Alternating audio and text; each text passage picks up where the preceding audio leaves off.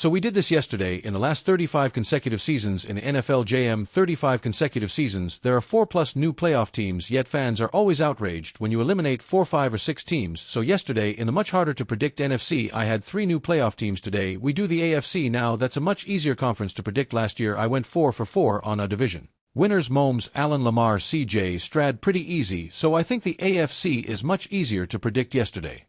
You know you're throwing darts on some of it. I don't know how well the Niners draft. I don't know how good is Darnold in Seattle. I don't know. So today we go to the AFC again. I think this is an much easier conference to predict. Let's start with the AFC East. If Josh Allen is in his prime like Brady was, he will win this division. Going away front office coach. They've added Joey Bosa, Josh Palmer, a couple good linebackers. This is the best team going away. They got the star quarterback, the star back left tackle. You know they're going to be fine.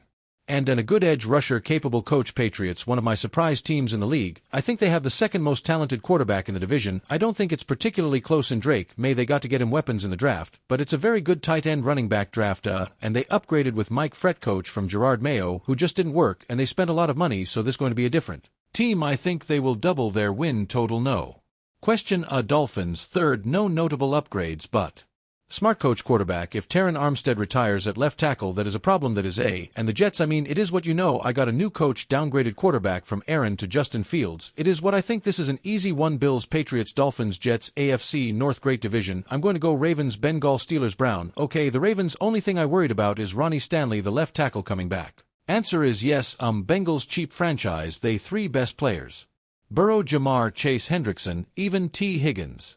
Our 4 best players aren't particularly happy. Very top-heavy, but I this year think basically Burrow and their star receivers will lead them narrowly to a wild card berth. Whether or not Aaron Rodgers goes to Pittsburgh or not, they are tone deaf offensively, and over the last 5 years they just consistently get bad late in the year. Steelers third, and I like the coach in Cleveland. They got Myles Garrett, resigned, but you know what, are they fish rot from the top or head, something like that?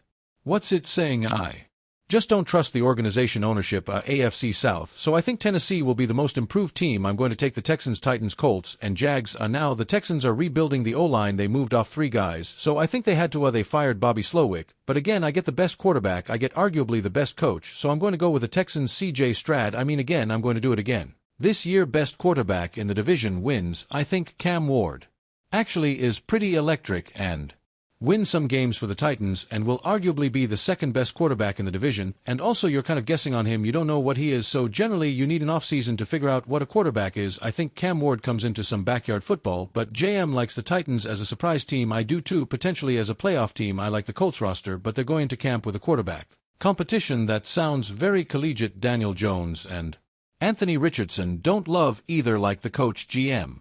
The roster, Colts third. I don't know what to make. Trevor Lawrence hasn't been what we thought. They've got a new coach again. Do you trust the front office? I'll watch their draft. It is what finally the best division in football. You get literally everybody. I'm going to go Chargers win the AFC West. Kansas City's the wild card team. Broncos third, Raiders fourth. So I'm going to lean into Jim Harbaugh. I think Najee Harris is the perfect running back for this offense. They brought Mike Williams back, a physical receiver. I thought their improvement last year was remarkable. I think they'll keep improving. We've got to be honest about Kansas City. They're not winning all those close games again. Their offensive line is in total flux at left tackle. They're going to start a left tackle that's never started. They let go of Joe Toney, their best offensive lineman. I think Denver made 2 big swings on defense with Hunga and Greenlaw. I think they both pay dividends. I think even the Raiders will be viable. Geno Smith, they got their O-line set. Pete Carroll, Chip Kelly, Max Crosby. I think their defense had some players. They were all banged up last year. They gave the Chiefs fits twice this division. Don't think the winner of this division wins more than 12, whoever it is, and I don't think the 4th place team wins fewer than 8, so I think this is the best division going away in football. The coaching is Jim Harbaugh, Andy Reid, Sean Payton, and Pete Carroll. Pete's got Chip Kelly and Andy Reid's got